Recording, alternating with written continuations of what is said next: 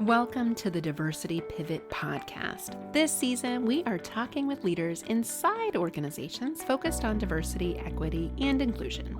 We're talking with them about best practices and proven tools for positive change. We are also sharing vignettes from our new book, Allyship in Action, to help leaders take real, tangible action on DEI right away. This work is important because all humans need to feel seen, heard, and belonging in the workplace. I'm excited to kick off a little bonus series that we're cooking up here at Next Pivot Point. I am writing a new book and it's due to be published very soon. And what we wanted to do is give you a quick sneak peek into the book. We did a sneak peek episode a few weeks back.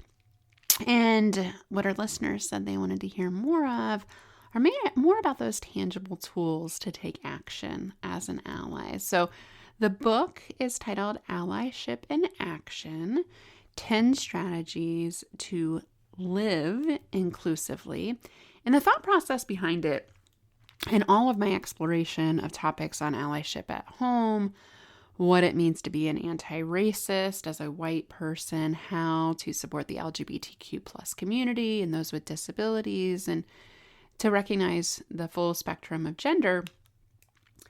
I've read a lot. I've listened to a lot of podcasts, and I couldn't find anything that really put a comprehensive set of actions that you can take in your everyday life, personally and professionally. So that was the impetus for writing the book, Allyship in Action. And I wanted to give you a sneak peek into each one of the chapters. So we designed the chapters really based on the needs that we've heard from the last 7 years in the DEI space. And before that, I spent 12 years in corporate America.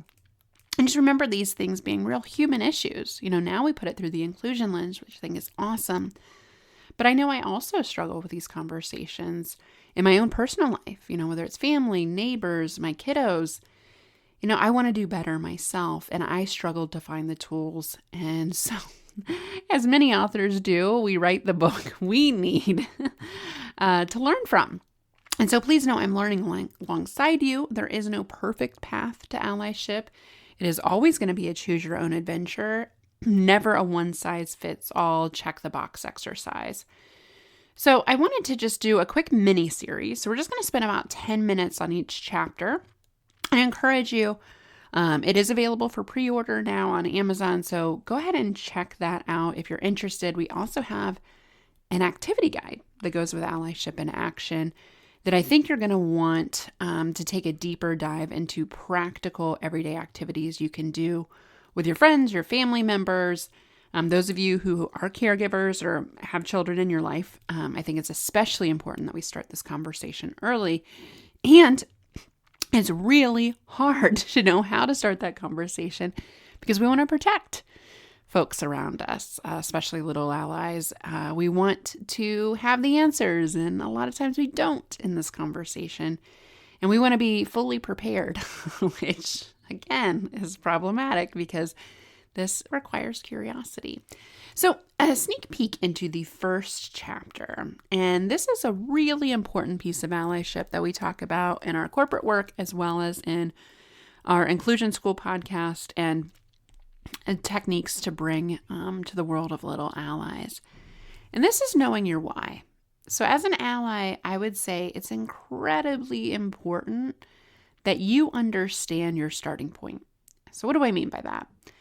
I really invite you to unpack your fears around the conversation around diversity and inclusion. I mean, what triggers are potentially there? Because we know when we label our fears and we identify them and put pen to paper on them, it really takes the power away from them.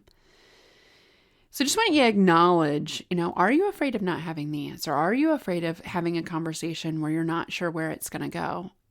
Are you concerned that people might misunderstand your intent in the conversation or the impact of your words? So just put pen to paper. And the reason the why is important is because by acknowledging your fears around this conversation, but more importantly, your passion for this conversation. Why is this important to you? I mean, really think about that. Because if you're not committed to a strong why, you're not going to do the hard work when things get hard. And we saw a lot of performative allyship in the summer of 2020 and on the heels of that. And we've seen a slow kind of retreat from the conversation. Now, great organizations are keeping their pulse on DEI, and I, for one, am very optimistic about the future. But I do know conversations in my personal life have quieted down. I don't see as much on social media, and that signals to me that folks might not been as deeply connected to this work as perhaps I felt that they were, and I felt that I was and am. So have a strong why for this. And the question I want you to ask yourself is, why? Even when this gets hard, especially when it gets hard, why am I deeply committed to diversity, equity, and inclusion? And that requires some deep reflection. For me, when I think about a big, heavy question like that, it's really helpful for me to move. So I will go on a walk and I will think about it and I will voice speak it out on my phone to capture it all as it comes to me. Sometimes I'll just sit down with a blank sheet of paper and just journal. I try to do that a few times a week. I really want to do it every day, but a few times a week I make it to my pad of paper and I really dial in on my why. And some specific prompts that I would encourage you to journal on is, how did I use my voice today? As you continue on this journey, how are you amplifying the voices of others? What fears, did you face today and how did you overcome them? What challenges did you have that were helpful for you learning more about diversity and inclusion? What am I thankful for someone sharing with me? Even if it was feedback I really didn't want to hear, but maybe it helped me learn. Maybe it helped me grow. What did I learn that I can't unknow? I love this conversation because there's so much to unknow and unlearn and relearn as we learn our real history, for example, that's often not taught in our day-to-day history class. What's shifting in me? Oh, I love that question. How am I connecting with my why? What steps have I taken to be closer to how I see myself as an ally? What is one way I hope to grow more? And how can I really share my journey with others? So I'd encourage you, I'm a huge fan of journaling, putting pen to paper, really thinking about my purpose and how allyship deeply connects to my purpose.